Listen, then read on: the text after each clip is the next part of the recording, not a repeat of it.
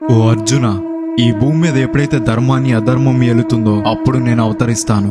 ఒకరోజు నారదముని మహర్షులందరూ వైకుంఠంలో ఉన్న విష్ణుని కలిసి కలి ప్రభావం వల్ల ప్రజలు పాపాలు చేస్తున్నారు, వారిని రక్షించాలని వేడుకుంటారు. అప్పుడు విష్ణువు గౌతమి ప్రవాహంలో చందనపు పేటికలో నౌకపురి చేరుకుని అక్కడ అవతరిస్తానని చెప్తాడు. కొంతకాలం తరువాత నౌకపురిలో చందనపు పెట్టి నదిలో కనిపిస్తుంది. దాన్ని బయటికి తీసి చూద్దాం అనుకుని దగ్గరికి వెళ్లేసరికి మాయమైపోయేది. ఒక రోజు ఆ ఊర్లో వృద్ధ బ్రాహ్మణుడి కల్లోకి విష్ణు వచ్చి, కలి ప్రభావం వల్ల మీరు నన్ను చూడలేకపోతున్నారు. తెల్లవారుజామున నది స్నానం చేసి మంగళ వాయిద్యాలతో నౌకలో నది మధ్యలోకి వెళ్తే గరుడ పక్షి వాలే చోటు ఆ పెట్టె కనిపిస్తుందని చెప్తాడు. విష్ణువు చెప్పినట్టే తర్వాత రోజు ఆ ఊర్లో వాళ్ళకి పెట్టె కనిపిస్తుంది. ఆ పెట్టి తెరిచి చూస్తే లక్ష్మి సమేత విష్ణుమూర్తి కనిపిస్తాడు. ఇక్కడ ఒక ప్రత్యేకత ఉంది. స్వయంభు విగ్రహాలన్నీ శిలారూపంలో ఉంటే ఇక్కడ మాత్రం ఎర్ర చందనంతో చెక్కబడిన విగ్రహం ఉంటుంది. వేం అంటే పాపాలను, కటా అంటే పోగొట్టే వాడని అర్థం. ఈ రెండూ కలిపి వెంకటేశ్వరుడని పేరు పెట్టి నారదముని నౌకపురిలో గుడిని నిర్మించాడు. నౌక అంటే ఓడ. అలా కాలక్రమేణా నౌకపురి ఈ రోజు వాడపల్లిగా మారింది. ఏడుకొండల వెంకటేశ్వర స్వామి